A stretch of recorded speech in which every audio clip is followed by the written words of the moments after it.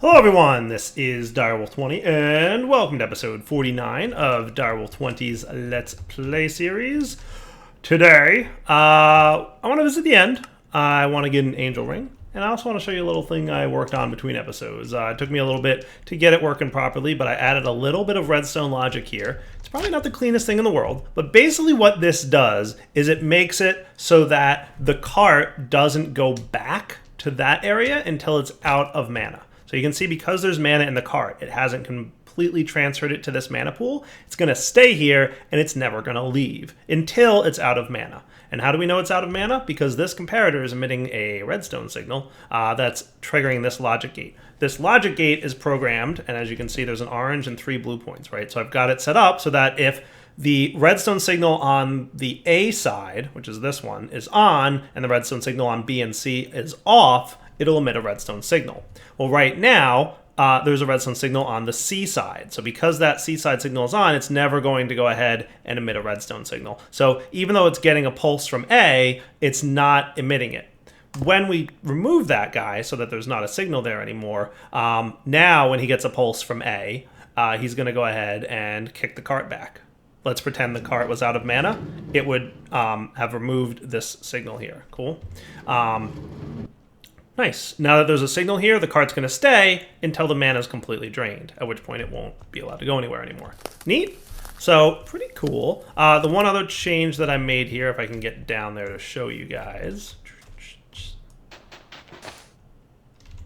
is that I changed this to loop mode 2, which means it always cycles, because before it would only pulse once when the cart went over. And if the cart had mana in it, it would never pulse again, and that would be a problem, right? So now what I've got it set up to do is loop all the time and restart on redstone pulse, meaning when the cart hits the detector track, it restarts this cycle so that, you know, wherever the cycle is, it'll start over from scratch. So that's pretty neat. So a real quick little change that I made there so that the cart wouldn't bounce back and forth if that mana pool was full.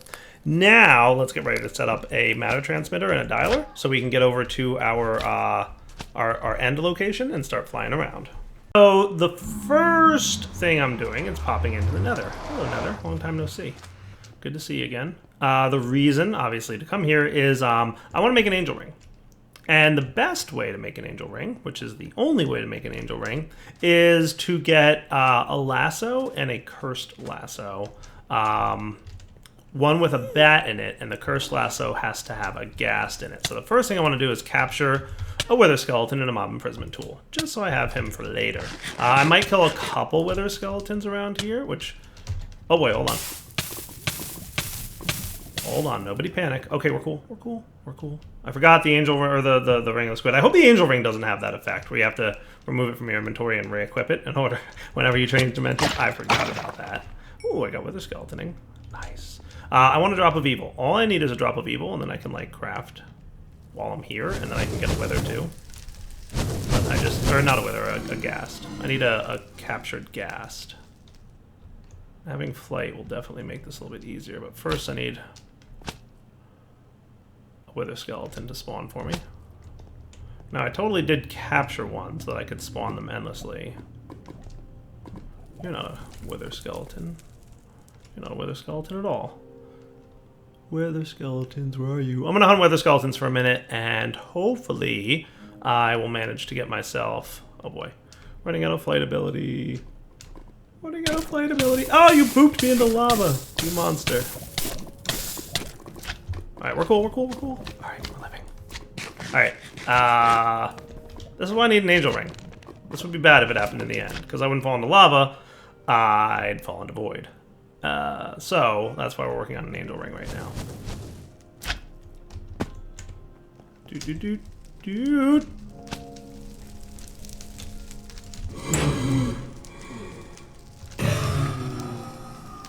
Ooh, I got a blaze morph. Haha, good times. Here, you. Drop of evil yet? Nope. Alright. Killing these until I get a drop of evil. Be right back. Alright, so my drop of evil got me a cursed lasso. Sweet. Finally found one. Now we have to find a ghast, and that's going to be a little bit of a nuisance, because ghasts are annoying, let's be honest. They're just annoying to find for nobody knows why. Especially, so it'll be less annoying because I do have a form of flight, so that'll make it a little bit easier to deal with. But basically the way the Curse Lasso works is you can capture, like the lasso can capture friendly mobs but not hostile mobs. The Curse Lasso can capture hostile mobs like the Ghast. However, they have to be like below or at, like I think it's 2 health, aka 1 heart. It might be a little bit different than that. I forget. I forget exactly how much health it might be 4 health or 2 hearts. I forget. But it's something like that. So next step is find Ghast and then make sure my Angel Ring is fully charged so I can go fly at the thing and, you know, capture it. Alright, back in a minute when I find a Ghast now, because they are never anywhere when you need them. Perfect. He's actually trapped somewhere. So what I'm going to do is hit him with this, and you'll see, you can see his health bar there. Lucky that he was trapped in like a... So if I try and right-click him, it should tell me I can't. Oh, I did. I got him. Cool. So he was at low enough health that I was able to capture him. Cool. So we've got a Ghast. 2.5 health. Looking good. Teleporting home.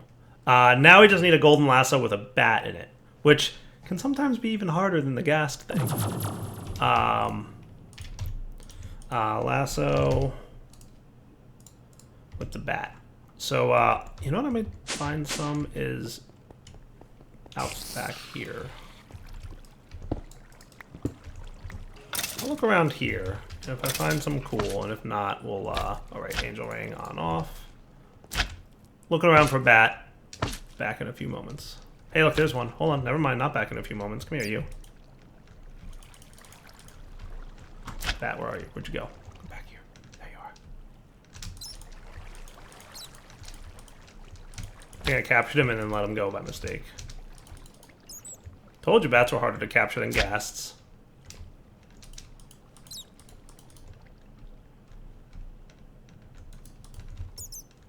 Because, like, your instinct is to spam click, and if you spam click, it doesn't work out so well, because, like I just demonstrated, you let them go, and then you have to capture them again. So, got him. Nice. That's what's up. All right, cool. So now I should be able to do chicken wing ring? That's not what I want. Angel ring. Yes. You... and you make you. Oh, it's glorious. I have flight. No more bouncing around. I love it. And I'm sure everybody's like, Dire, what took you so long? Well, I don't know if you guys noticed, but legitimately, I do try to have somewhat of a progression and not like a super jump to the most overpowered items at once thing in this series, because I like it to kind of, you know, be fun and enjoyable and show you like different tiers of the game. So if I made an Angel Ring in episode 2, which is, you know, technically within reason, it would probably be a little bit boring, I would think. Well, at least it would be boring for me. So there's your answer. All right, so now that we've got an Angel Ring, and we can fly with a double tap of space, and we can fly wherever we want, creative mode flight for the win, let's make a matter transmitter. So that would be user, boom, boom, boom, boom, boom, boom, boom. And we're also gonna want a dialing device, and let's set up where you're gonna be. So what if I had this and this with this guy? Just don't have to run any cabling because you don't need all that much power. Home base transmitter. Okay, the dialing device also needs power, and we can dial home base to end portal. And then that's like kind of a perfectly sized transmitter device thing. Looks kind of neat, right?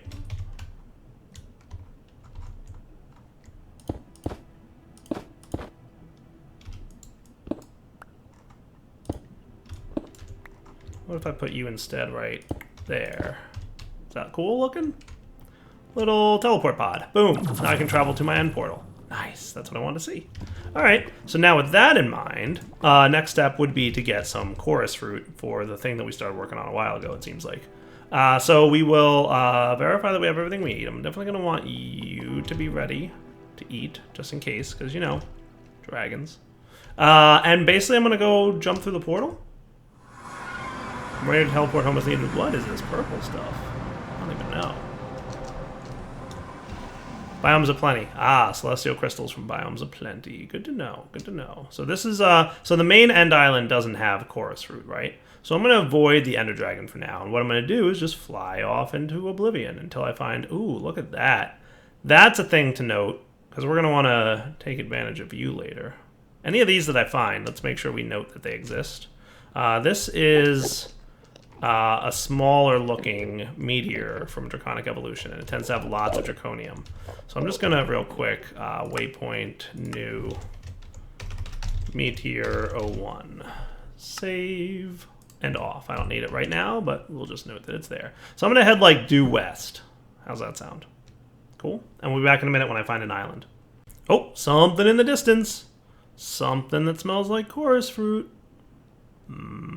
Chorus fruit. Whee! Oh, wait, what? All right. You're not a jetpack. I don't need to hotkey you off. Yay, chorus fruit. Nice. Magnets for the win. Think that's enough chorus fruit for now? Resonant End Stone, huh? Nifty. Ha! That's cool. It creates liquid ender when you break it. That's nifty. That's cool. I think this stuff can be sort of smelted, not directly smelted, but sort of smelted. Let's see. Resonant Cathrate can be combined with Cryothium dust to make Ender Pearl, or put in a magma crucible to get 250 millibuckets of Resonant Ender. So it's basically an Ender Pearl. It's cool. Getting a few of those things wouldn't be terrible. Alright, I don't think there's anything else in particular that I need to grab while I'm here, but maybe investigating what this is. It's from Biomes of Plenty, that's all I know. But it's literally everywhere, so it can't be all that useful. Celestial crystals? Sure. Okay, cool. Like, do you use them for it? No. I guess it's just a decorative block? Oh. Go home, James. Yay! So now we've got like a little teleport pod that we can use for teleporting to other places later, which sounds fun. We've got chorus fruit, which I'm gonna just... Let's maybe pop half a stack? Does that sound fair? Redstone furnace is popping, right? And we'll also put away this other junk that we got. It all sounds good. All right, so now we can go back to integrated tunnels and make myself a world block importer, which picks up blocks from the world. Hopefully that is doable now. So you are... So basically we squeeze popped chorus fruit to get liquid chorus? Okay, cool.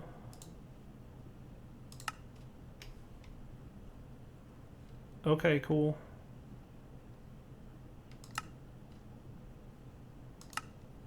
Should probably look into getting a squeezer, just so we can like automate this a little bit more. So to get a squeezer is not terribly hard. We're just going to need a bit of bronze. 10 should be enough.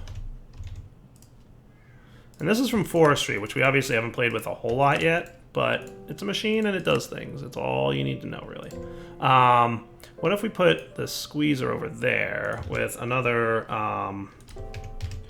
wireless doohickey? Because, you know, if it's a small machine that doesn't need a lot of power, there's no sense.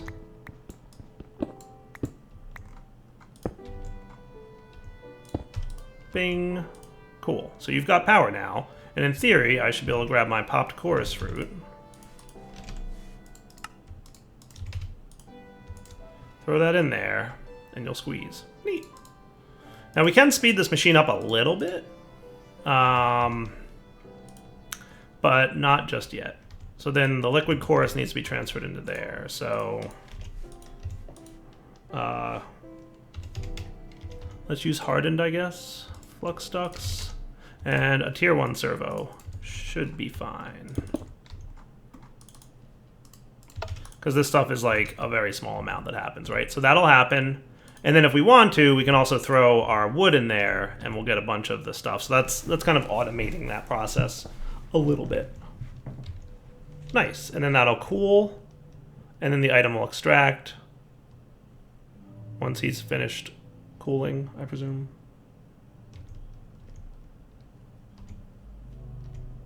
There it goes.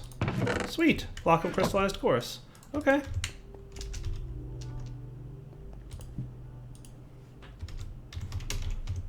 And then for you, we just need to do this to make one of those. And then I should be able to get, neat. So item importer is that.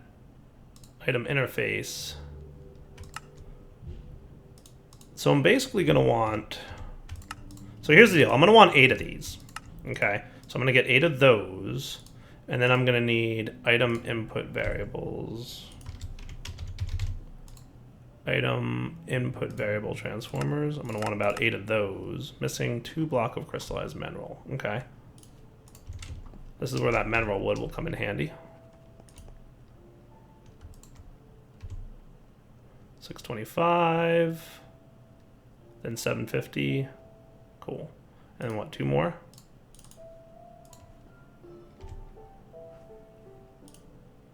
And then once you're done, I'm going to want more mineral wood processed.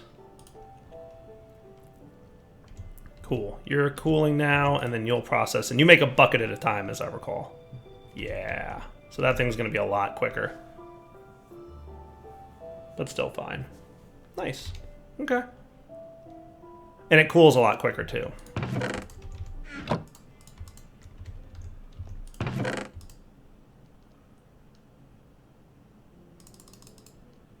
Come on, Busta.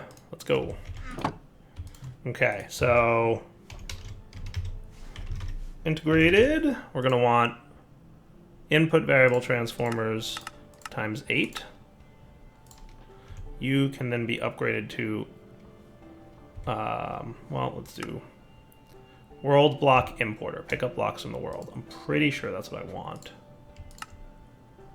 So if I get 8 of those, and then I'm going to want 8 diamond, 3, 3, 2.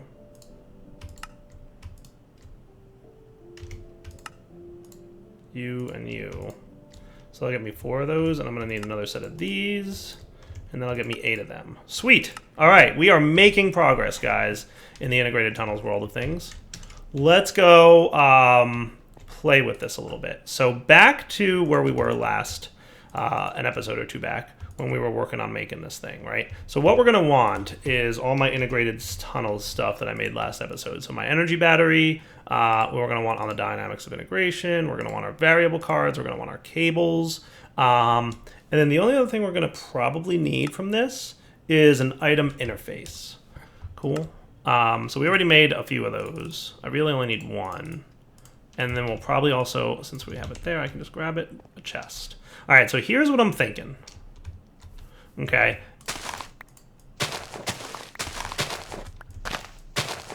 And I might need to, oh, I hate you. You break so well. You're so good at breaking things. Cool. So what we're going to want to set up is the following. Let me have like a little underground area here with which to mess with. And I want to make this as compact and cool looking as possible. So you, and then let's get you into sand mode. Okay. So if we pop the energy battery here, I'm going to hook up some logic cables. And basically,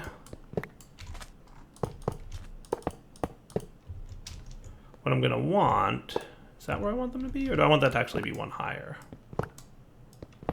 There's a wrench that comes with this mod, and this wrench doesn't work with it. I was hoping Crescent Hammer would work, but it doesn't. I think I want you guys to be higher.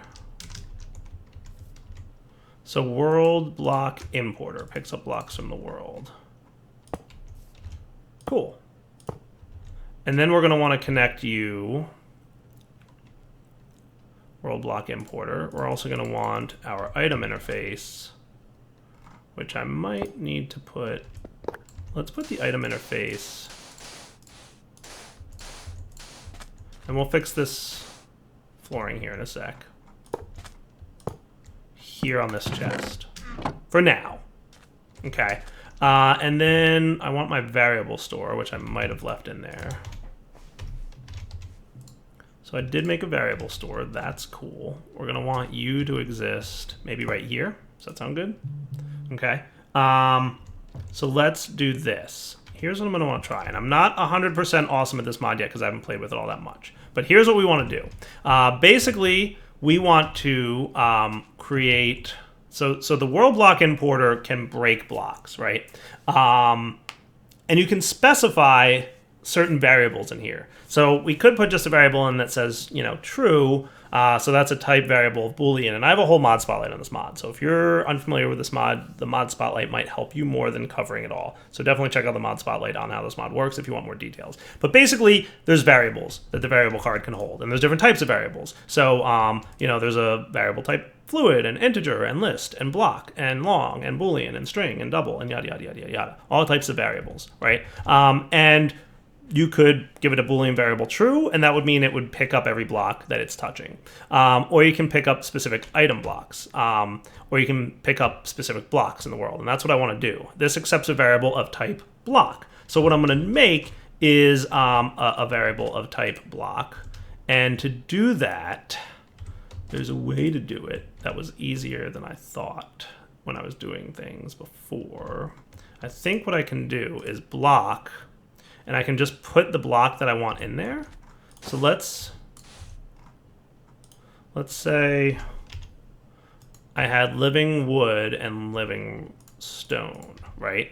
And then we create our block variable for livingwood, and we put a variable card in here. Now we have a variable card that's programmed type block value livingwood. So it's a variable of type block, and the value is livingwood. Okay, and now we want to do the same thing for livingrock. Okay, and we might need a few of these. So let's actually clean up my inventory briefly. So you can go away for the time being. You can go in here for the time being. And other cleanup I could do, probably you. And I'm actually going to want, this thing needs power. Doing.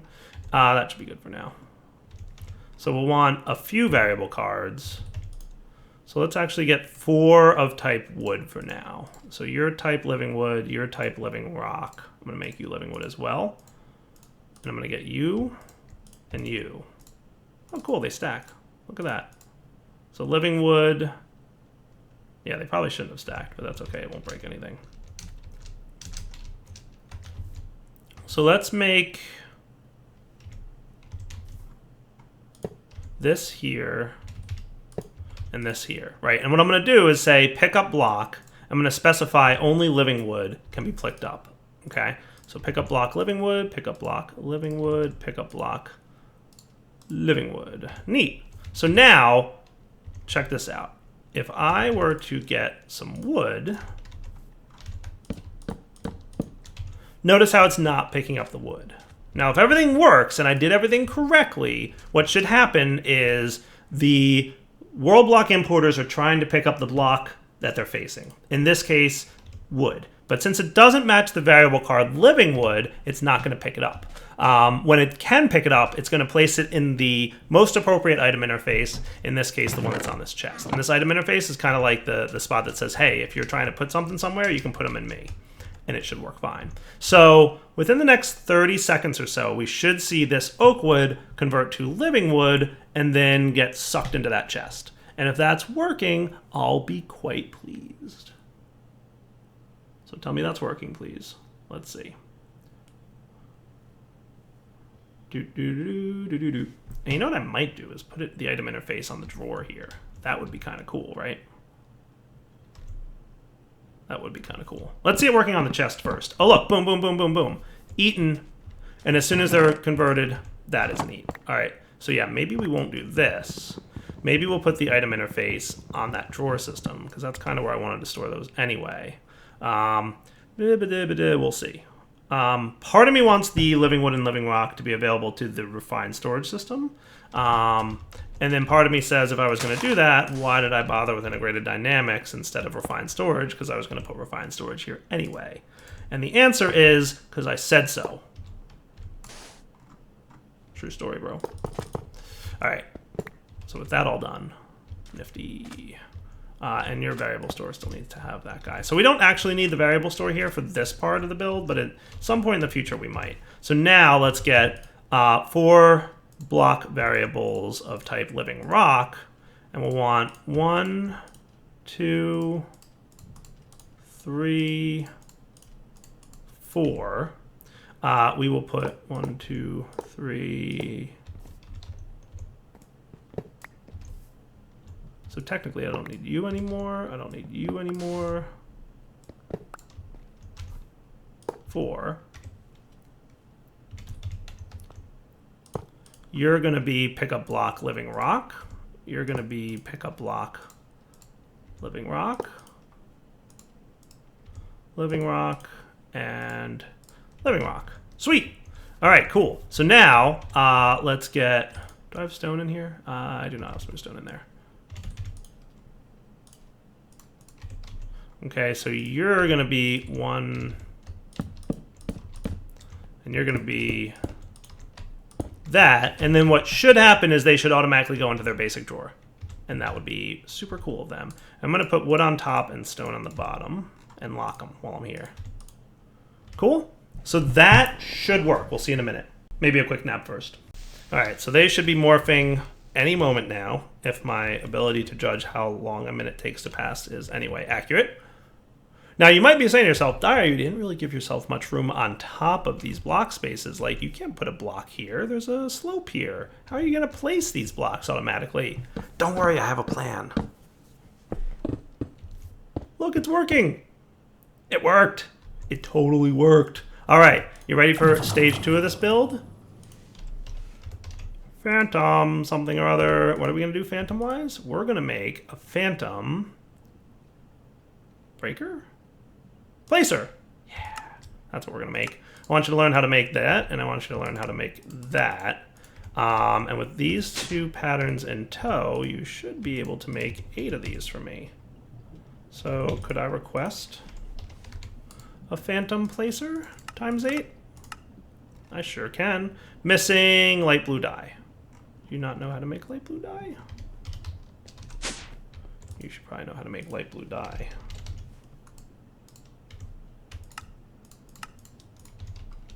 That would be cool. Now let's try a phantom placer times 8. Start.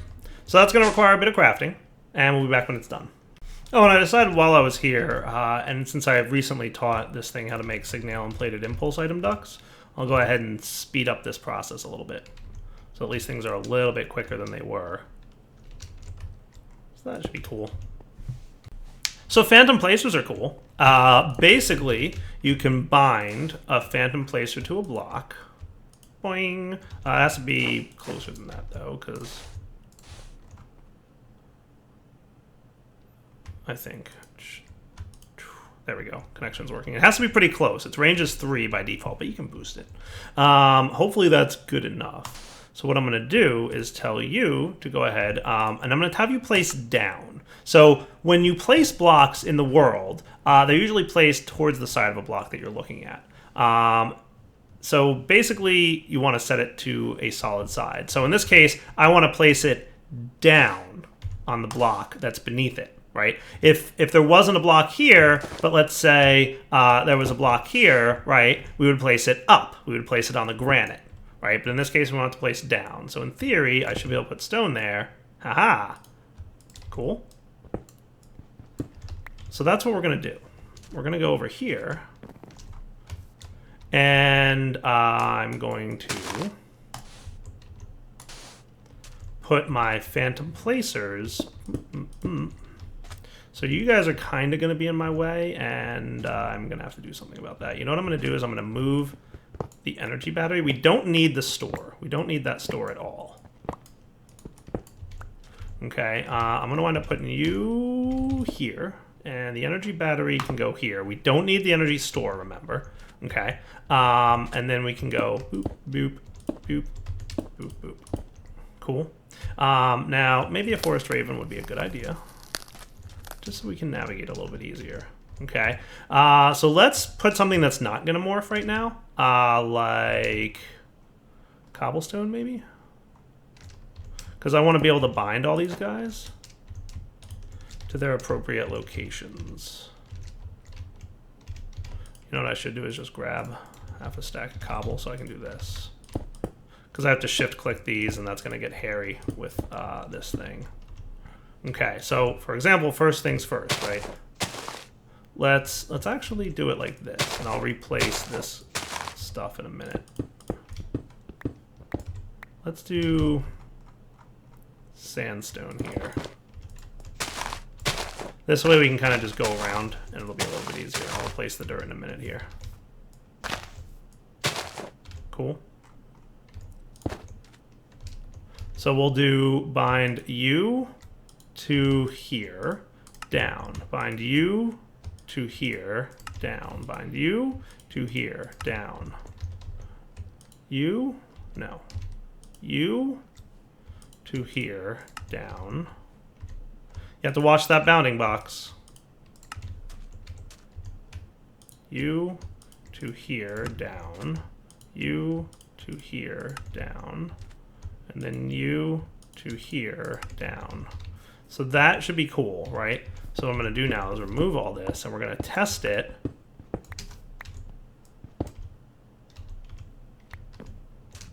by placing... Cool.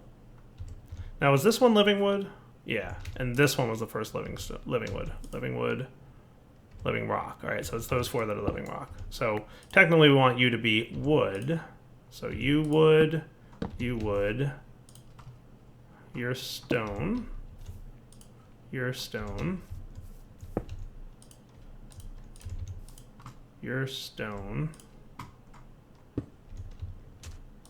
you're stone, your wood, and your wood. Sweet. All right, so that's cool. So that's kind of the next stage of this build. So now the next thing I want to do is get some servos, or some filters. Now I'm pretty sure, I know that filter can do it. Let's just do that's filter's fine. We have enough ender pearls, and I'm not going to worry about being wasteful.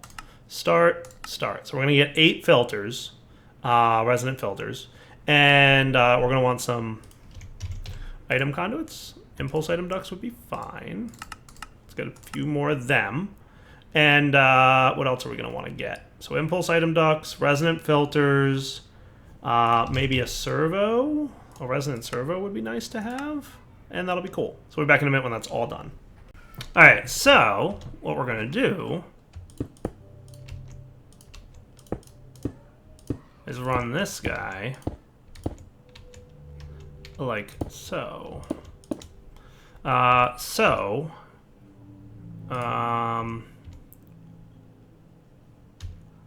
I'm struggling to remember now exactly what was where.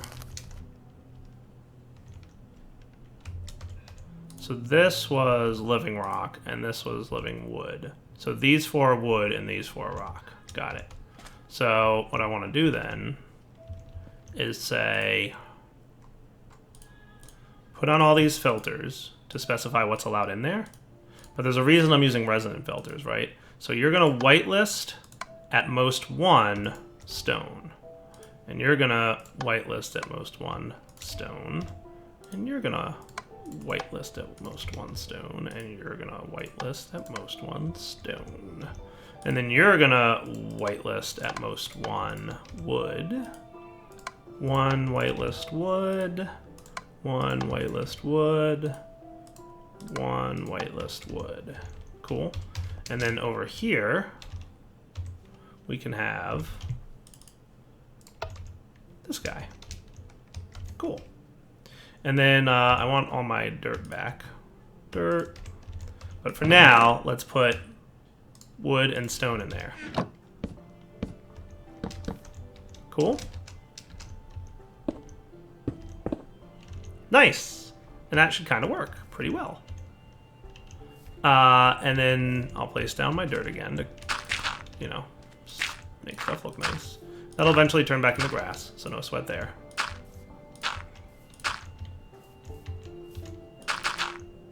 And that should be a pretty automated system. Fully automated. So pretty much any and all stone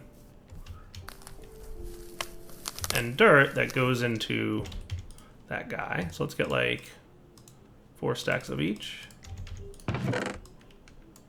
Cool. And then that'll eventually, slowly but surely, turn into living rock and living stone. Pretty neat. So I liked that. I thought that was a fun build. We got to play with Actually Edition's Phantom Placers. We got to play with Integrated Dynamics, which is cool. Overall, I had a good time. Nice. And then it's auto-replacing. Beautiful. Now, if we really wanted to get, like, crazy fancy about it, what we could do is have some kind of, like, detect how full these drawers are and emit a redstone signal onto each of those Phantom Placers. But considering we don't have, like, a lot of great options for redstone, I'm going to hold off on that. But automated living rock and living stone, that's what's up. Hey, speaking of things that are automated, how are you doing down here? Whoa, we've got over a stack of erodium. That's cool. And lots of other ores, obviously. But the erodium is what I'm after. All right, back in a minute. Well, I think that's a good wrapping up point. We've completed a task, and that's always a good time to wrap up. So for now, Darryl20 signing off. Hope you guys enjoyed the episode. We will come back next time and probably have a little bit more fun with this stuff. So let's see. Sand should be in here somewhere. Doo-doo, boop. Told you I'd fill that hole in. And yeah, this is all running beautifully. It's just working. And that's what I like. Systems that just work. All right, guys. Darryl20 signing off. Take it easy.